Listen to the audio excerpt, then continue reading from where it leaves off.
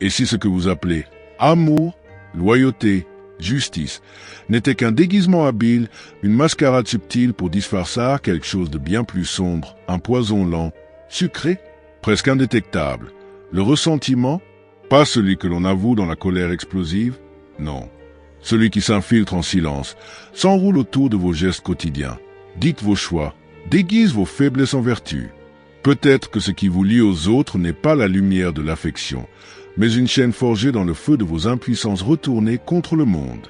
Vous croyez désirer la vérité, mais que se passerait-il si celle-ci vous dévorait de l'intérieur? Si votre bonté n'était qu'une vengeance différée? Si votre morale n'était qu'un miroir brisé dans lequel vous contemplez? Sans le savoir, la figure inversée de ce que vous haïssez? Nietzsche l'avait entrevu. Dans l'ombre des relations humaines se terre une force déguisée, une pulsion refoulée qui transforme l'humilité en supériorité cachée, la patience en attente de revanche, et la compassion en stratégie de domination. Ce n'est pas la force brute qui gouverne le lien entre les êtres, mais cette énergie trouble et venimeuse que l'on ne veut pas nommer. Le ressentiment est un architecte invisible. Il bâtit les temples de la morale, érige les lois du vivre ensemble et murmure à l'oreille du faible qu'il est noble de pardonner, lorsqu'il n'a plus les moyens de frapper. Mais derrière chaque sourire forcé, chaque renoncement sacralisé, chaque sacrifice valorisé, une dent grince, un souvenir ronge, une revanche s'invente. Et si vous commenciez à voir les gestes simples, un compliment, une aide offerte, un silence gardé, non comme des preuves de bonté, mais comme des stratégies inconscientes de survie? Qui manipule qui? Celui qui domine ou celui qui pardonne? Peut-être que sous chaque relation humaine se joue un théâtre antique où le masque du vertueux dissimule le regard du rancunier. Et dans ce théâtre, vous n'êtes pas un spectateur, vous êtes un acteur qui a oublié qu'il joue. Alors, combien de vos liens les plus intimes seraient encore debout si l'on arrachait le voile du ressentiment? Que reste-t-il de l'amour lorsqu'on le dépouille de l'attente secrète d'être payé en retour? Que devient la justice lorsqu'elle n'est plus l'expression du juste, mais le cri camouflé du blessé? Il y a des vérités que l'on ne peut effleurer sans brûler la langue, mais vous êtes déjà ici et le feu a commencé. Et si ce que vous avez toujours cru être votre bonté n'était en réalité qu'un camouflage délicat de votre impuissance, un éclat poli posé sur une plaie non cicatrisée, le ressentiment ne se manifeste pas avec fracas. Il s'installe dans les interstices du quotidien, dans les silences prolongés, dans les sourires qui durent une seconde de trop. Il naît là où le cri est impossible, là où la douleur n'a plus de voix. Et alors elle se métamorphose en vertu. La vertu du faible, disait Nietzsche, n'est souvent que la stratégie lente de celui qui ne peut frapper mes rêves, en secret, que justice lui soit rendue. C'est dans cet écart entre l'impuissance et le désir de revanche que le ressentiment élit domicile. Non comme un hôte gênant, mais comme un locataire permanent, qui finit par redécorer toute la maison à son goût.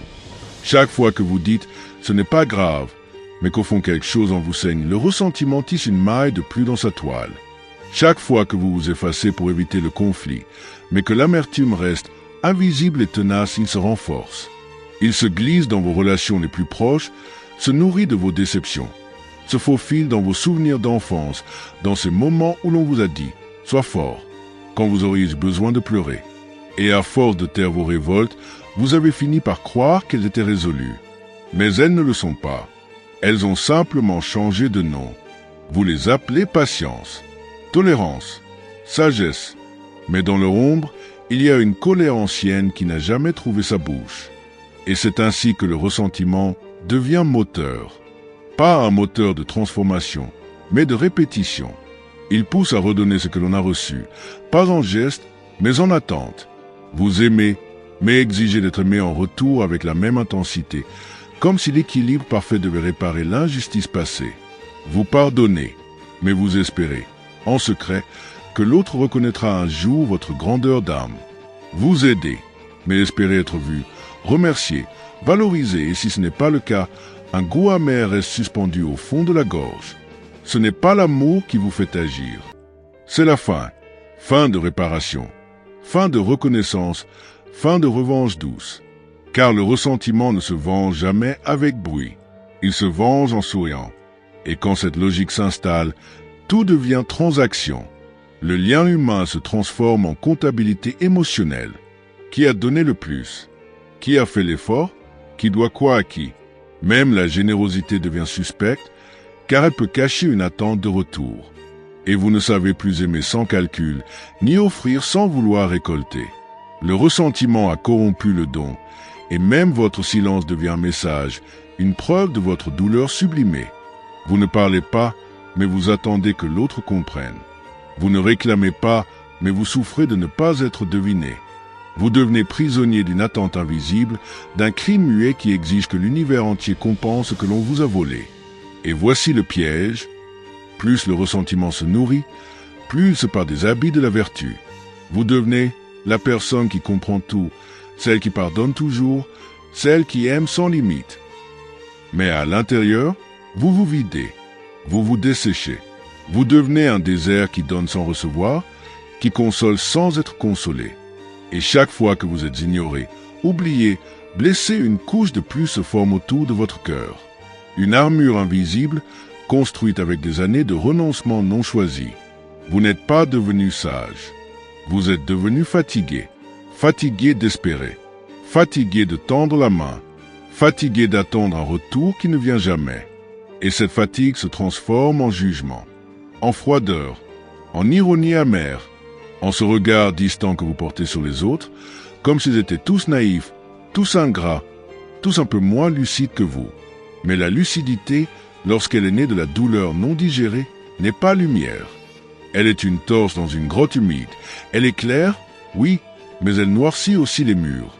Le ressentiment, dans son raffinement ultime, ne se contente pas de ronger vos relations. Il vous isole. Il vous convainc que vous êtes différent, que vous avez tout compris, que les autres ne méritent plus votre vulnérabilité. Et c'est là, précisément, que l'illusion atteint son sommet, quand vous croyez avoir dépassé la souffrance, mais que c'est elle qui vous tient encore. Quand vous vous croyez fort, mais que votre force n'est qu'un refus obstiné d'être blessé à nouveau. Quand vous vous croyez libre, mais que votre liberté est le masque élégant d'un cœur barricadé.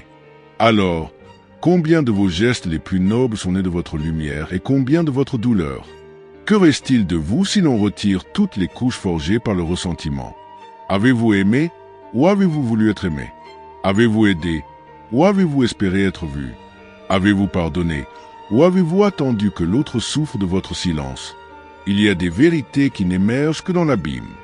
Et peut-être, maintenant que vous sentez l'écho de cet abîme en vous, un autre regard devient possible. Mais attention, toute vérité arrachée au ressentiment exige un prix, car il faut être prêt à se défaire de ce que l'on croyait être soi. Et ce sacrifice, peu sont prêts à l'offrir. Mais ceux qui l'osent ne vivent plus jamais comme avant. Alors maintenant, regardez autour de vous, mais surtout, regardez en vous. Peut-être que quelque chose a glissé, imperceptiblement, comme une plaque tectonique dans les profondeurs du soi. Ce n'est pas une fin, non, c'est une fêlure, et dans cette fêlure, une lumière. Vous ne verrez plus jamais un silence de la même façon, ni un sourire, ni un pardon, car vous savez, désormais, que dans les replis les plus calmes de l'âme, le ressentiment peut encore respirer. Et si vous l'écoutez bien, il ne crie pas, il chuchote, mais ses mots sont acérés comme des couteaux couverts de soie. Ce que vous pensiez être noble, peut-être était stratégique. Ce que vous appeliez faiblesse, peut-être était une force oubliée. Chaque lien que vous tissez à partir de ce moment portera la marque de cette lucidité. Aimer, non pour combler un vide, mais pour honorer une plénitude. Donner, non pour être vu, mais pour se reconnaître. Et pardonner, pas pour oublier, mais pour se libérer. Le ressentiment ne disparaît pas sous les coups de volonté, mais sous la lumière d'une conscience qui ose se regarder sans masque. Ce que vous venez de sentir n'est pas une leçon, c'est une initiation. Car comprendre le ressentiment, c'est approcher le noyau brûlant de l'humain, là où l'amour devient poison, et le poison, parfois, une forme déformée d'amour.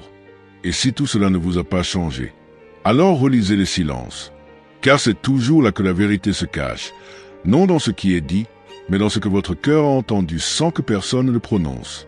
Partagez ce souffle avec ceux qui dorment encore les yeux ouverts. Écrivez ce que cela a réveillé en vous. Et si vous sentez, dans le plus profond de votre être, que quelque chose vient de commencer, alors abonnez-vous, pas par réflexe, mais parce que vous savez, au fond, que ce voyage ne fait que commencer.